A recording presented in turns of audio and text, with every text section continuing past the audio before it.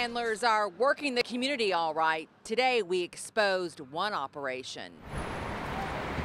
It's just after 8 in the morning, and this guy is already working the corner of Maxwell and Broadway with his "Anything Helps, God Bless" sign. He stares down drivers at the light, hoping they'll give him money. Some do, most don't, but no worries. A half hour into it, his relief takes over. You got it. He switches out with this woman who carries the same sign, begging on the same side of the street, while her so-called co-workers take a smoke break and hang out at the bus stop. We sat in the parking lot across the street and watched this group in action for more than 2 hours today. All the money collected went to this guy. And apparently this isn't the only team of panhandlers. A viewer sent us this photo of another group gathering at the same place where someone passes out signs, then they're off to beg. Want to know what these guys did with their money? We followed them to a liquor store where they ended up buying a few beverages and cigarettes. We found them a few minutes later in a vacant lot and crashed the party. We've been watching you guys in action most of the morning. What do you got there? What I got here? Yeah, what is it? Straight bucket. They say they earn 20 to 40 bucks a shift. And yes, they claim they're homeless, not necessarily helpless. Do you all do that every day? All day. I do it every day, all day long. Something to consider before giving another handout, thinking anything helps. Covering the news in Lexington, Leigh, Searcy, LEX 18 News.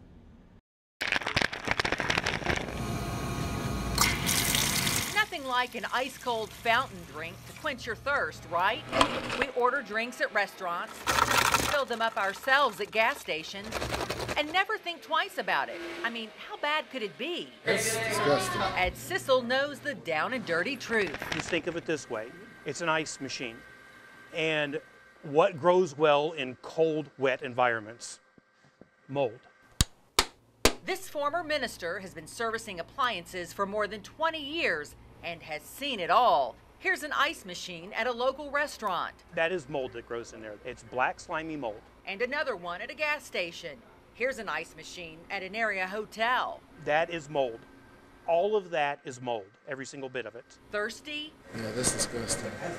There's no way I drink it out of that. But people do all the time and never know it. Just maintain the lid. We picked up swabs and bottles at Fowler Environmental to collect our own samples. We swabbed soft drink nozzles and collected ice at 5 different gas stations and fast food joints around Lexington, Georgetown, and Versailles. And it wasn't always pretty. Look what we found inside this ice dispenser at a Georgetown gas station. All we had to do was lean down and look up the dispenser. That is mold or mildew, one or the other. The supervisor of Fayette County Health Department Food Inspections says a third to half of businesses in Lexington are cited for dirty ice machines. Ice is considered a food. We consume it, so we consider it the same as any food. So that is alarming, what you're showing me there. So how does what we tested compare to water in a toilet? We're about to find out. Yep, I did it, but note the glove. More than 48 hours later, the results are in. Of the samples we collected, this cup of ice dispensed from a Lexington fast food restaurant failed the test. Fowler Environmental found high levels of bacteria in it. In layman's terms, it had 555 colonies of bacteria per a teaspoon sample. The toilet water was cleaner, scoring a 2, safe to drink. Health inspectors say the ice machine should be taken out of service and cleaned immediately. Our lab specialist agrees. It needs to be cleaned. Okay. You're growing bacteria up in it somewhere. And what about the dark matter found in this cup of ice at a Versailles gas station? Well, it did test positive for mold. None of our samples tested positive for E. coli, the bad bacteria. Health experts and service techs like Ed Sissel say commercial ice machines should be professionally cleaned every 6 months like this one. Most machines don't look this good.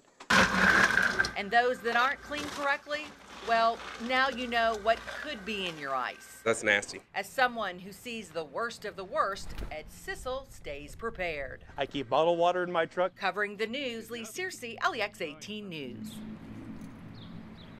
Christina Gilbert's 6-year battle with brain cancer ended just days before her 34th birthday. Christina never once complained about her illness. Her family purchased a plot here at Athens Boones Creek Cemetery, hoping to have a simple, graceful burial. You don't expect to pull up and number one and see somebody still digging the grave. That was kind of made me sick to my stomach.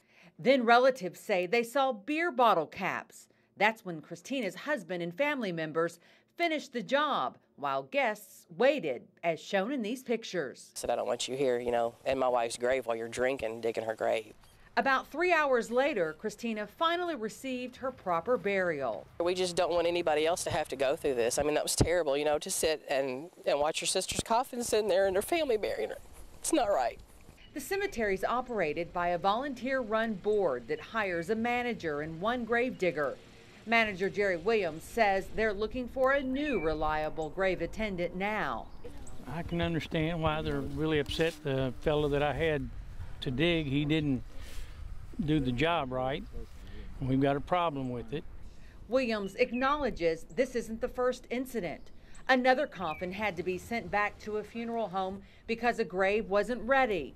Christina Gilbert's family hopes others don't walk up on a surprise like they did. Today, a shovel and wheelbarrow remain next to her grave. Nobody else should be taken care of like that.